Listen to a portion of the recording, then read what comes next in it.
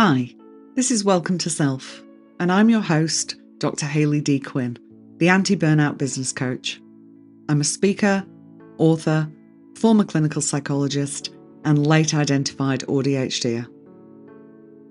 Welcome to Self is a podcast for business owners like you who want success, but not at the cost of your well-being. This is about transforming self and transforming business. I'll be here to remind you that you're human first, and as well as being a business owner, you have different roles in your life that need your attention. And to manage those well, you need to take care of yourself in the best way possible. Here you'll learn about practices that'll help you navigate not just your business, but your non-work life as well. And you'll realise that you're not alone in the ways you struggle. You'll have your curiosity piqued on various topics as I chat with wonderful guests and bring you solo bite-sized episodes. I'm here for service-based business owners and entrepreneurs like you to help you increase your self-care and compassion, change your relationship with yourself and your business, and elevate your business to a new level so you can live the full and meaningful life you desire. This is a place of nourishment, growth, and helpful information. A place where you can learn ways to assist you and your business to thrive. We'll talk all things mindset, strategy, and well-being, and I'm so excited you're here. If you haven't already, go and hit subscribe so you don't miss an episode. So let's get started. Hi, and welcome to another episode. This week I have a guest to introduce you to, and I know you're going to love her. She's a beautiful, compassionate, and talented human. So let me introduce you. Emily Wilkinson is a psychologist, poet, facilitator, and organisational coach. She's the founder of Flourishing Space and president and co-founder of the Shah Gibbs Society. Originally from Melbourne, Emily lived in London and New York before returning to Melbourne in 2018. Emily uniquely combines psychology, compassion, mindfulness, and strength-based work with creativity and poetry. Understanding that many people in helping, teaching, and health professions often feel drained from caring for the needs of others at home and work, Emily created The Flourishing Way, a transformative 8-week program for those ready to reclaim their creativity and playfulness, break free from exhaustion, and reconnect with themselves. I think we can all relate to that. Emily's poetry has been featured on Poets Bridge.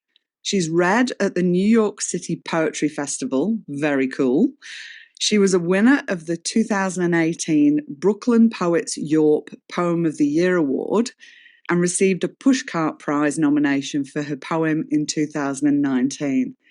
I know Emily, and I've known her for quite a while and didn't know those things, so I think we can also say Emily is also a very humble human being. And it's my absolute pleasure to welcome Emily to the podcast. Hey, Emily, thanks so much for joining me. Oh, thanks, Hayley. Thank you for having me. My absolute pleasure. So do you want to start just with a little bit about yourself, how you got into psychology perhaps, and also what then led you into doing things in a more creative way?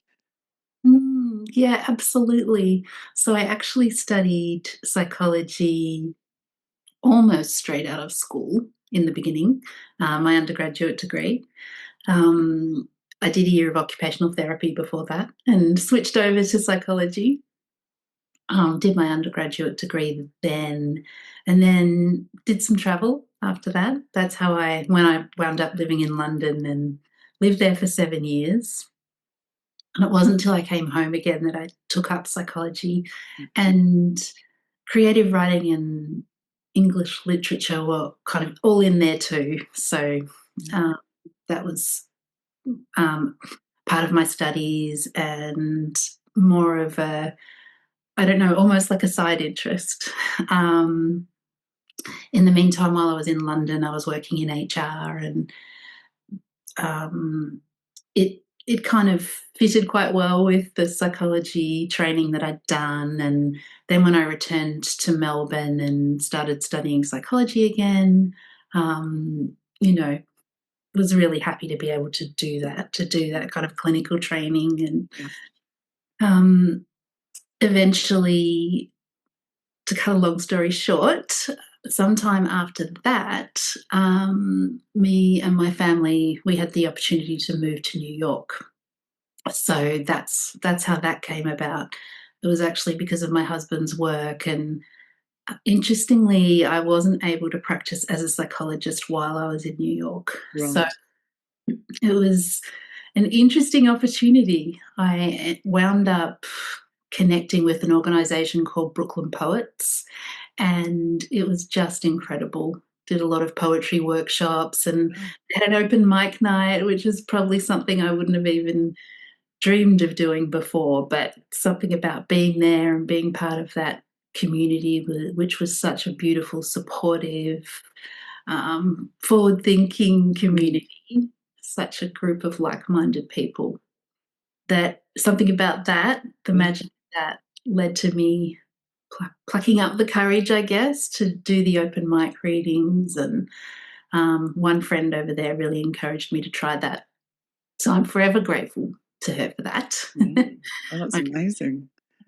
Yeah, so it kind of it almost felt like two separate lives, Mm. psychology and poetry.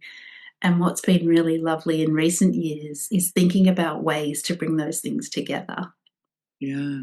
Oh, I think gosh, you speak to so much there, don't you? I think, when we're outside of our normal environment, it can open us up to doing different things. Certainly for me, leaving the UK and moving to Australia changed my mindset and what I was willing to engage in and the different things I did. But also that piece around being supported by people who are encouraging you and supporting you to do things that are perhaps outside your comfort zone is also really important, isn't it? That's so true. Yeah, that connection and that community was so powerful for me. And that it was focused around poetry was just, yeah, Yeah. just gorgeous. Oh, that's lovely. And again, sort of saying that it felt like these two separate worlds of psychology and poetry. When I was a registered psychologist and working with clients, I actually had some clients who would express themselves through poetry in Mm, the work that we did. yeah. So I think it's that, different ways of using language, isn't it? And different ways we can express ourselves. But what do you think it is? Because, I'm a part of your Flourishing Way program, which I'm really enjoying.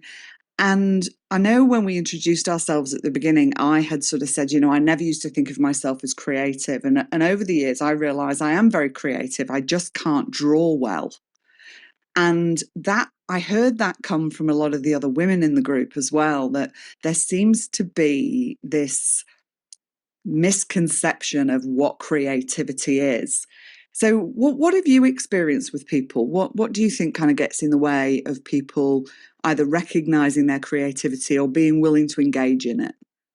Oh, yes, such an interesting question.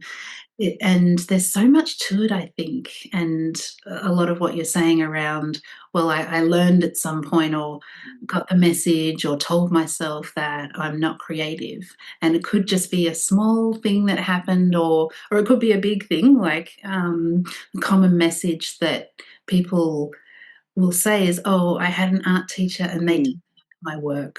yeah, Or, another kid was so much better than me at drawing, and I felt like I couldn't do it. That kind of comparison, or just how vulnerable our or how fragile our sense of whether or not we can create can yeah, be. yeah. So Once we internalize that message, how it can kind of carry through, so that decades later, sometimes we're still holding on to this belief that, well, I can't possibly draw. I've never been able to do it. yeah, yeah, absolutely. I know that was my experience. Probably was in my I was in my 40s. I remember doing a post on my personal Facebook page around always thinking I wasn't creative, and I'd sat down and I'd bought myself some art supplies and I'd done some drawing, but then also acknowledging that, like, my husband and I have a building company, and he taught me how to design a house, and I can quite easily now design houses. And it's like, well, of course that's creative. And I designed cabinetry for our lounge room, and I was thinking about it this morning about all the different ways I now see creativity in terms of like doing a food platter Mm. and, displaying that in a particular way, or how I have my house decorated and things like that. But also in the work that I do, in the creativity in thinking and problem solving as well. Mm. So what do you how broad do you see creativity? What are some of the things that perhaps people might not think of that they may Yeah. actually be really good at, or not even have to be good at, but actually enjoy, but Mm. don't kind of have that label of, well, I'm creative. Yeah, yeah, absolutely. And we tend to think of creativity as being painting and drawing, maybe creative writing. We don't necessarily think of report writing as creativity. We don't necessarily think of, or as involving creativity. We don't necessarily think of problem solving in terms of Mm. creativity. And, in work as a coach or a psychologist, so often we're thinking up creative ways to, approach things, to frame things.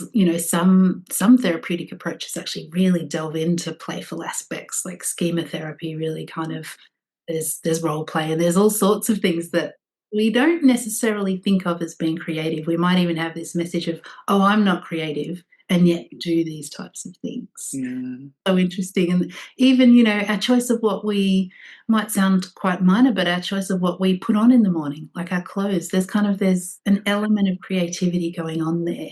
Yeah. It's everywhere, isn't it? And yet so many of us, I think, hold this story, like you Mm. say, which could be from very early on in life, that we're not creative. What do you think are the benefits of us embracing creativity? Why is that important? I know, as I mentioned in the introduction, that you and myself, certainly when I was working as a psychologist, see a lot of people in service based industries, in caring industries and professions, really kind of neglecting themselves and their own needs and the joy and playfulness. Why do you think that's important? Yeah, absolutely. It's such a good question because I think there are multiple reasons why it's important, and you touched on one of them being, well, what about me in all of this? Um, in a kind of like acknowledging that we have needs too, even though our jobs, whether we're a health professional or a teacher or, certain corporate roles, HR being one of them, that perhaps we're really focused on ensuring that other people's needs are met. And that can be important and very valuable and very enriching work. And it can be a risk that perhaps we'll neglect our own needs in all of that. Yeah, absolutely. Absolutely. And creativity, I do see as, tapping into our creativity. I see that as a need, Mm. um, a human need. And like we were talking about before, it doesn't have to happen in a very prescriptive way, but that use of self-expression, that use of, even, I guess we've talked about this a little bit before, but just for the people listening, that idea of, well, what is my inner essence and how does that come through in what I do? Even if for psychologists, we tend to be very much not necessarily wanting to put too much, not wanting to insert too much of ourselves into the therapeutic realm. Yeah. How do I do that? Maybe if it's at work, how do I do that in small ways and still remain authentic and useful in the therapeutic context? And then more broadly, how do I kind of bring those things into my life? Yeah. I think you make a really good point there, is how do I do something small? This doesn't have to be, okay, I'm gonna, go out and buy all the supplies and become, put this pressure on myself to become this great artist. This can be something very small, can't it? This can be Yeah. starting with little things that just bring you some joy Um, I think for me as well, it can be thinking back. What did you used to enjoy when you were young? What were those things when all the kind of societal rules weren't so important because you weren't so aware of them? What were the things we were doing to play? Because often there's a lot of creativity in that. I have a memory of I used to draw little people on the inside of a toilet roll, the little cardboard roll. Had a whole little community of people, and I would Oh, draw faces and everything. I love that so My little toilet roll community. oh, that is very cool, I love it. Yeah, and it's kind of this idea, like, even just recollecting that and how it we were doing those kinds of things for fun, or just for the sake of them. There wasn't any, "This needs to look," things that tend to come in a little bit more as adults for us, those messages of, "Well, this needs to look perfect," or even, "This needs to look a certain way when I'm done." All of our inner critic Yeah, can really get quite carried away when it comes to creative expression, yeah, and remembering, what it was like when we were a kid, and maybe there was, some criticism at times, but it was often just, if I drew something and I didn't like it, I just might not have kept it. yeah, yeah. Absolutely. Gosh, I think that's such an important point as well, because I think the inner critic can show up so much in our lives, not only with work but also our non-work activities. And you and I both come from a compassion framework, and I think this is where compassion can have such an important role, can't it? Compassion for ourselves, but also receiving that compassion from others, that if we are struggling with this sort of thing and somebody wants to support us, that it's important we're able to welcome that in. And I think, there's so much talk online about self-compassion, but we often miss the fact that there's three flows of compassion, with compassion to others, compassion to ourselves, but also that compassion from others, which I think when you spoke about your story in New York about your friend, you were nervous, you perhaps were resistant to go and do that. She could see that, and she was there offering you compassion. She saw that struggling and that suffering in you and was able to do something to help alleviate that. And maybe without that compassion from others, you may not have taken those steps and become an award-winning creative, I might add. You're so right, and about that, the role of compassion, and I know you and I have talked about this before, but that when as I've delved into compassion-focused therapy and the tenets of that and the teachings of that, it's been absolutely huge in my world. Mm, And you're so right that that process would not have happened, without her compassion at that time. And she did it so beautifully as well.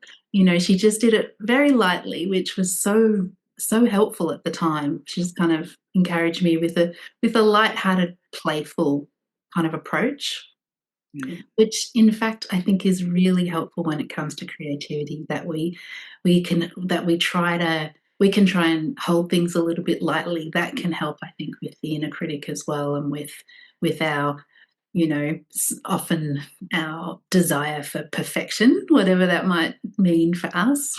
yeah.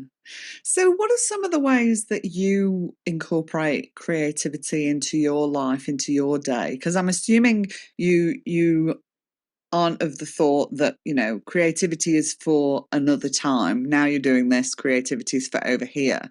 Mm. Um, I always say it's those things that we do throughout the day, the little breaks we take, the moments of checking in with ourselves, the soothing breaths that we do during the day, that all help towards burnout prevention, which obviously is my passion area. And I'm imagining you would have a similar thought around incorporating creativity. So, how do you incorporate it into your day and into your life? Yeah, I think there are lots of ways. I guess in a more kind of thinking about the more um, structured part of it, it's probably for me around poetry. Yeah. So I will have certain times that I try and write. And again, I try and do that with that real. It doesn't always work out this way. Yeah. So I don't want to kind of give you the wrong idea. But my idea is to create things with a certain lightness. Yeah. But there are other times when something, I guess, comes to me, like an idea or a line, and it could be at a very random moment, and I'll just need to stop what I'm doing if I can Yeah. and write that down. It'll feel like it's coming from somewhere else, like an idea will just kind of spark. And if I have this sense, and I don't know how true it is, but I have this sense that if I don't write it down, it'll kind of disappear. So Yeah. yeah, if that's the case, then I'll kind of try and jump on it straight Yeah. away. But I think kind of related to what you're asking too, I think there are so many things that help with that process, and one of them is being in nature. Yeah. I'm not saying it's the same for everyone, but certainly for me, being in nature brings out a certain part in my makeup Yeah. that leans into that more creative side. Yeah. Nice. Are there any kind of things that people could be doing, perhaps during their work day, that perhaps they can't get out into nature or don't have large amounts of time, that are just like little things that they could do that Yes. might be helpful? Oh, I love that question. Yes, absolutely. So I think, there are lots and lots of different things. So one thing could be, even between meetings or between clients, if you have work you do with clients, then doodling. It sounds simple, but actually there's a lot of research on how much benefit we can get from regular doodling practice. So just, scribbling with a pen or a pencil, even colouring, so that use of different colors. Yeah.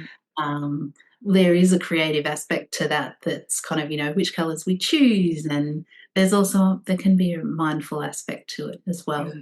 Yeah. Yeah. In that very kind of, can put us in that reflective state, which can be a powerful, it can have a powerful effect on things like well-being and burnout prevention. um, As well as that, it doesn't necessarily have to be the creation of artworks or writing or sculpture, or, of course, there are lots of different creative pursuits. It can also be enjoying other people's work. So maybe there's a poem that you love reading, or a poet, and you might choose a couple of poems that you read every now and again. Um, Maybe there's artworks you love looking at. There are lots of different things you can do that can be not very time consuming. Yeah. Well, I love that. I'm a lover of art and love supporting like local artists, and will often just stand and look at some of the art that I've got, and it does bring me so much joy. But I find it very soothing as well. There's something very calming for me. I guess maybe depending on the art. Some of my art is more playful, Mm. but some of it feels really, really soothing. So that's great to hear that. It doesn't have to be me creating the art. It can be me actually enjoying my slight obsession with it. Yeah, absolutely. Wow, and the way you're doing it as well, that does sound really, yeah, really. Yeah. So you have many roles in your life. We mentioned in the introduction that you are the president and co-founder of the Shah Biggs Gives Society, yeah. Gibbs Society, sorry. And you have a daughter with a disability and another child. You're married. You run a psychology business. You have a creative business as well. How Mm. do you take care of yourself whilst you're taking care of your family with all the different needs there, and generally kind of doing all the things you need to do? What do you do to take care of Emily? Mm. Yeah, I think compassion-focused therapy techniques are huge for me, and I do apply them to myself where I can. Not to say that I do that all the time. I often forget, but there's certainly that intention there. Um, and creativity certainly, I think, has given me so much. Um, but also, I think part of the reason for starting this newer business, the flourishing space business, is that not only did I want to combine some of the things that I'm passionate about, psychology and poetry and creativity, I also wanted to create something that felt inspiring, that feels, I guess has a different feeling than my Yeah. clinical, which my clinical work I also love and get so much out of and feel very privileged to be a clinical psychologist. And at the same time, it can be pretty intense work, as you know. Yeah. Yeah. Having that kind of combination of also doing this beautiful, kind of lighter, more playful work has been pretty life changing for me. Yeah. I think that's so important for so many people, whether it's kind of heavy clinical work or a heavy workload or working in an environment that is stressful because of perhaps the structure of the environment, the management structure or whatever it might be. I think, when we put a lot of our identity, or there can be the risk that we put a lot of our identity onto what we do for work. And I think when we start to have all these other things in our life as well, and we can see that we're not just one thing, we are human first, and we choose the different work roles, and we choose whether we want to be married or different things like that. And that all aspects of ourself need taking care of, then we're more likely to seek out the things that are helpful to do that, aren't we? Mm, absolutely. And, with what you were saying around how many different roles we may have, including our roles outside of work, you know, so many of it's, particularly women, Yeah. are other caring roles. Yes. So whether that's, whether they've become parents or whether their own parents are aging Yeah. or, different people in their lives that they may support Yeah. can actually be huge. Yeah. So if you could factor, if you're caring for children or pets or partners or aging parents or whoever it might be, or in a caring role in your work, and if you could add in a couple of times a week, or even starting with once a week, where you actually took some time for yourself Yeah. and did something that felt creative, felt aligned with who you are, that can really start to make a difference, can't it? Yeah, absolutely, absolutely, and there's something in what you said that just, like, really gave me goosebumps, and I think it's that idea of, like, I'm hearing this message from people doing the program, the Flourishing Way program that I'm running is, "This is for me. I'm doing this for me. I'm So not important. necessarily doing this to create an incredible piece of artwork. I'm Yeah. doing this as something that is focused on what I need." Yeah. It's Mm. lovely to hear that, isn't it? And like you say, particularly from women, I think we've been socialized from a very, very young age to be of service to others. I often speak about, you think about the toys that little girls are given, a doll with a nappy and a bottle, a Mhm. little kitchen with pots and pans and a tea set to go serve people cups of tea. Um, so this is really ingrained, and this isn't our fault. This is the socialization that we've had. But it's important that we start to really look and think, well, hang on, is this actually what I want to be doing? Does this align with who I am and what I want for my life? And even if I am somebody that wants to serve and care for others, which I know you are and I certainly am, that can't be all that I am and all that I do. There has to be space for me. And in my own personal experience and in the work I do with people, we have to get to know ourselves Mm. so we can know what it is that we want to do. And some of that can be through experimentation, right? It's like, oh, maybe like when we think about it from this creativity perspective, Maybe I will try drawing and see if I like it. Maybe I'll try painting and see if I like it. Maybe I'll try writing poetry and see if I like it. Maybe I'll try dancing and see if I like it.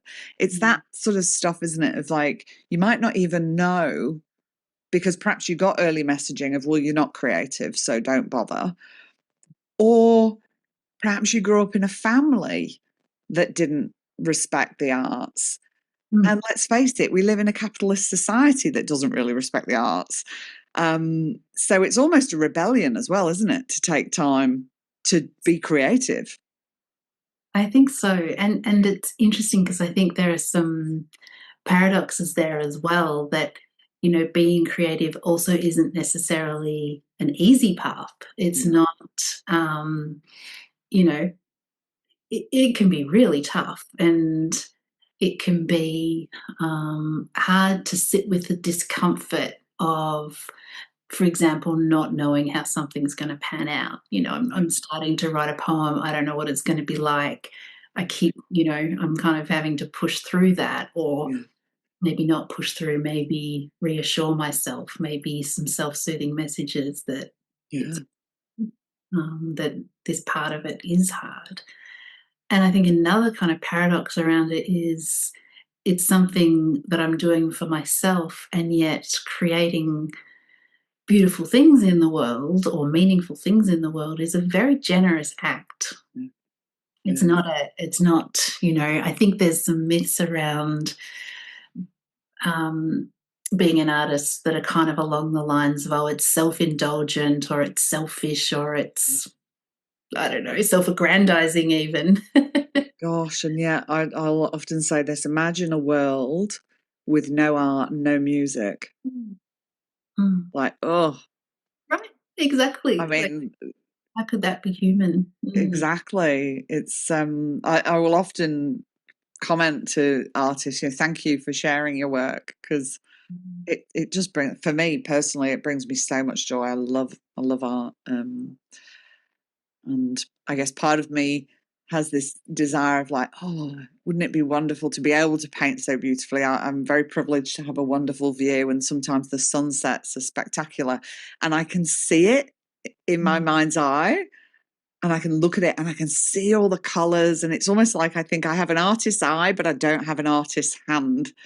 Because when I try to translate it, it just doesn't work. Right?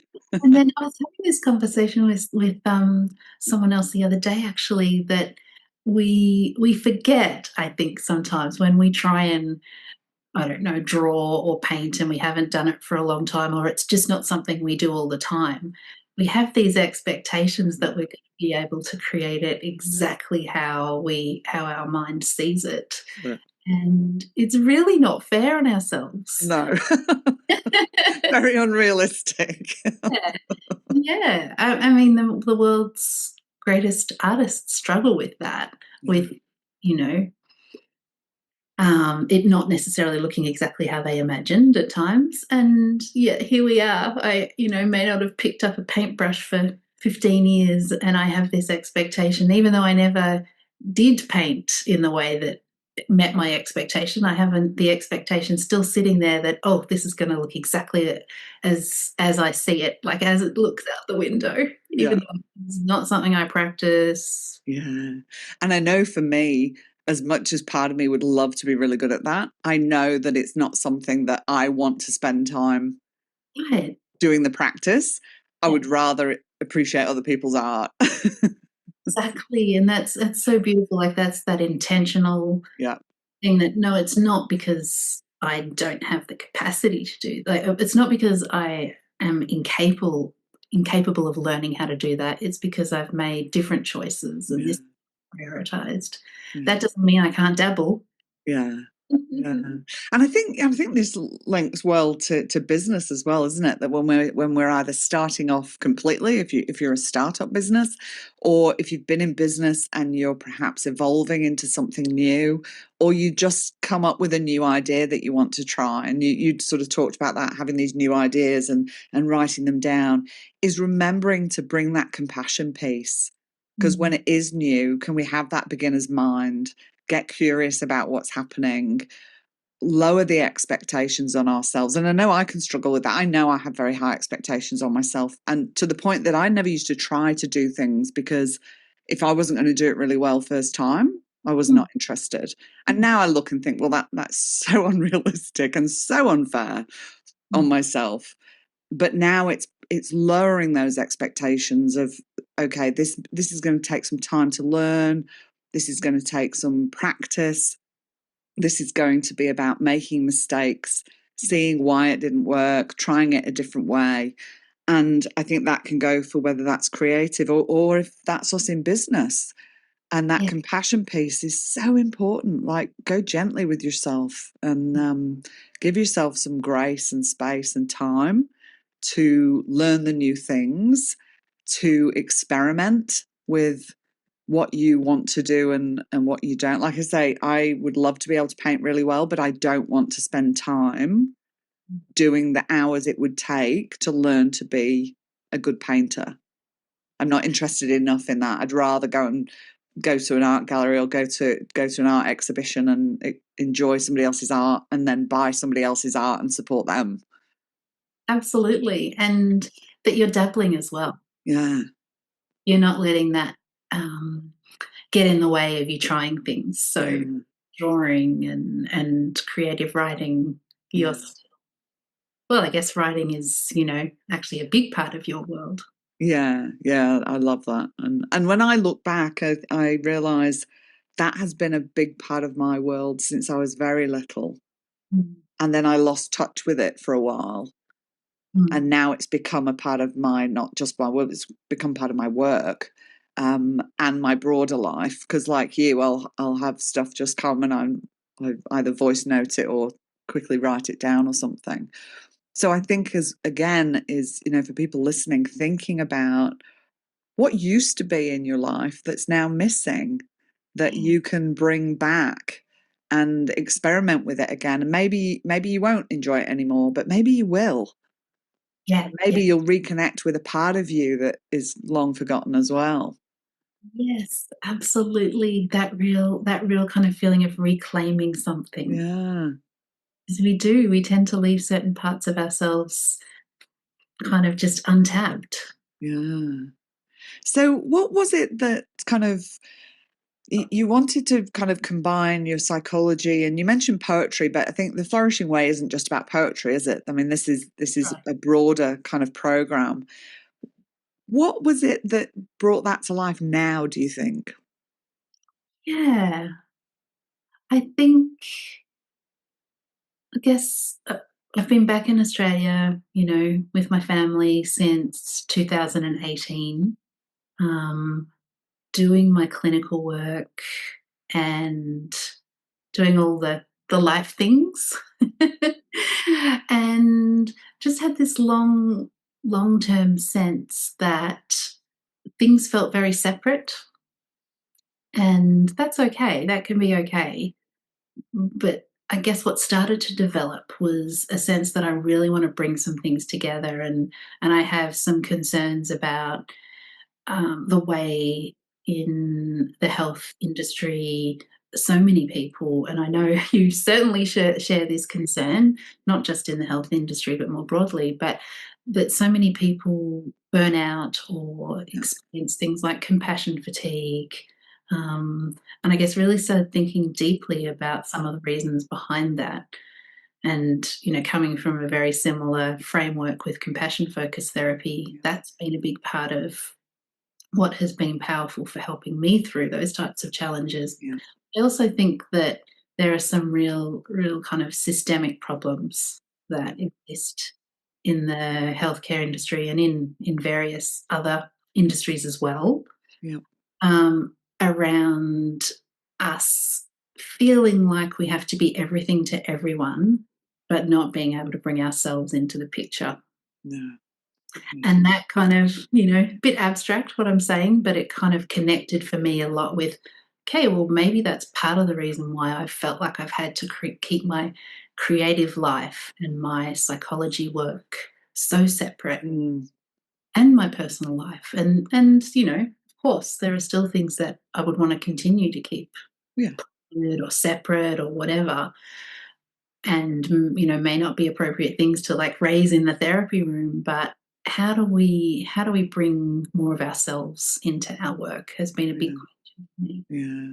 I love that. I love that so much. It's like it's that human to human contact, isn't it? In whatever type of work you're doing, obviously there's different kind of boundaries and guidelines if you're a registered health professional, but I Mm, think that human to human contact, and again, once we know ourselves, we can make choices around this is the part of me I want to bring to this part of my life. This is the part of me that actually is private and only shared amongst a certain group of people, or maybe just with myself. mm, I think that's so important. And I think when, programs like this, that it's like permission giving, I think.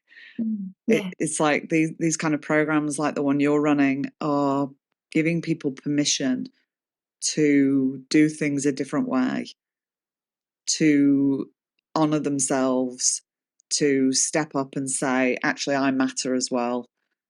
And I'm going to take something for myself Mm, and be okay with that. And I know that can be a real challenge. And I know in the work I do with people and in my Time to Thrive program, we talk a lot about this because I think, and again, particularly for women, a lot of guilt and shame can show up when we yeah. start to think about doing these things for ourselves. But as well, the more you do it and the more you practice doing it, the easier that becomes. So I Right. love that you've got this available for people.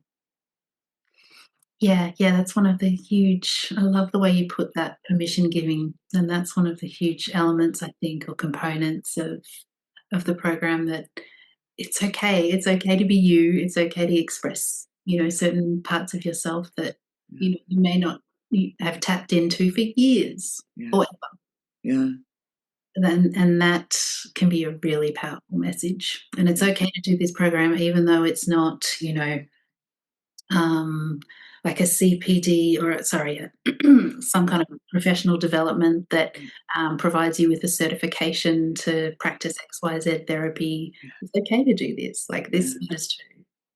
Yeah. And we touched on that before, right? In a capitalist society, we're taught that we need to be productive. It's got to be worthwhile and purposeful.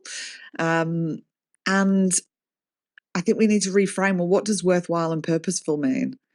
Mhm. It doesn't just mean for profit. It can mean for health and vitality. It can mean that our life has joy. It can mean that we are connecting with parts of ourselves that allow us to live a fuller life. Mhm. But that's not the messaging we've had. So again, this is not our fault when Yeah. we shy away from these sort of things or we feel guilty. And I hear myself saying to people so often, guilt is a really appropriate emotion if you've done something wrong. Mhm.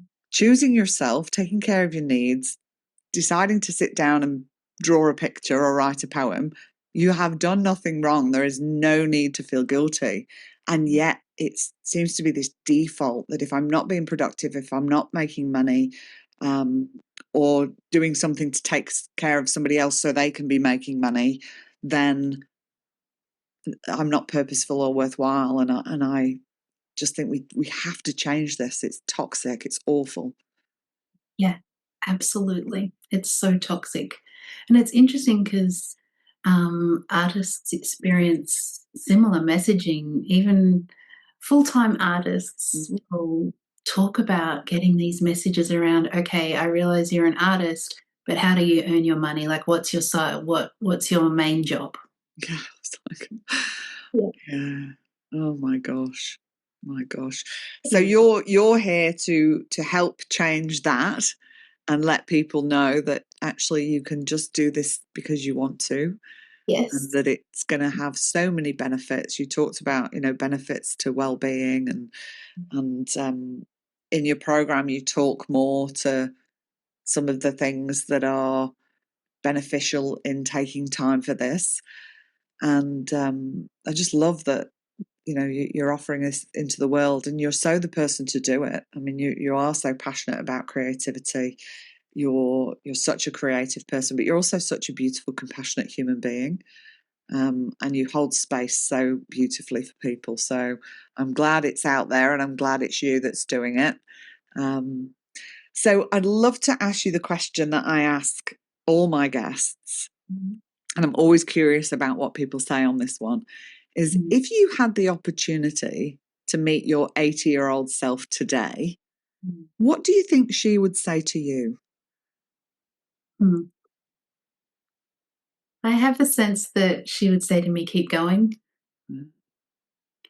As in, I guess it's taken a lot to get to this point of clarity almost, that this is really important for me to do, and not to kind of give up on that. Absolutely. Because that can be hard, can't it, when you're embarking on something new, something different, and perhaps something that does feel a level of discomfort in how it blends with the other work that you do. It can be easy to be like, oh, maybe I shouldn't be doing it, or maybe it's too hard, or maybe it's not right. And I Yeah. think it's that time of uncertainty, which as humans we don't like. We have a brain that likes certainty. So there, and I hope you can keep connecting with her and checking in with her, so she can remind you when it feels tricky that just keep going. However that looks, and however small that might be, whatever that next small step might be. And for anybody listening as well, those moments of just connecting with your future self, whether that's self in 5 years, 10 years, 40 years, whatever it might be. What would your future self want you to be doing? Emily, it's been such a pleasure having you on the podcast. Thank you so much. If people want to find out more about you, which I'm sure they will, where is the best place for them to connect with you? And I will make sure everything is also in the show notes. Oh, thank you, Hayley. Yes. So I have relatively new Instagram and Facebook accounts under the Flourishing Space name. So I'll give you the actual handles for those. And I guess LinkedIn is another one. I am in the process of having my website set up, so that's upcoming. Fantastic. That's exciting. And how do people find you in LinkedIn? Are you under your name, or? It's just under Emily Wilkinson. Fantastic. I can give you the link for that as well. Brilliant. Lovely. Thanks again for coming on. It's been an absolute pleasure. Thank you so much, Hayley. And thank you to all of you for listening in again for another episode. I'm sure you would have got a lot out of this, and go check Emily out. If you did enjoy this episode, please share it with somebody else. And I look forward to connecting with you again next week. Go well and go gently with yourself. Thanks for sharing this time with me today. I hope it's been helpful and supportive. If there's been something in this episode that you have found helpful, I encourage you to share it with your business besties so they can benefit too. Shares, ratings and reviews really help to increase awareness and reach of the podcast, meaning more people can benefit from the information. I really appreciate you taking the time. If you'd like to know about the ways we can work together, check out my website at drhayleydquinn.com. I'll pop the link in the show notes, and you can also join my mailing list from there and be kept up to date with all that is happening. I do need to say, because legal stuff, this podcast is solely for the purpose of education and entertainment.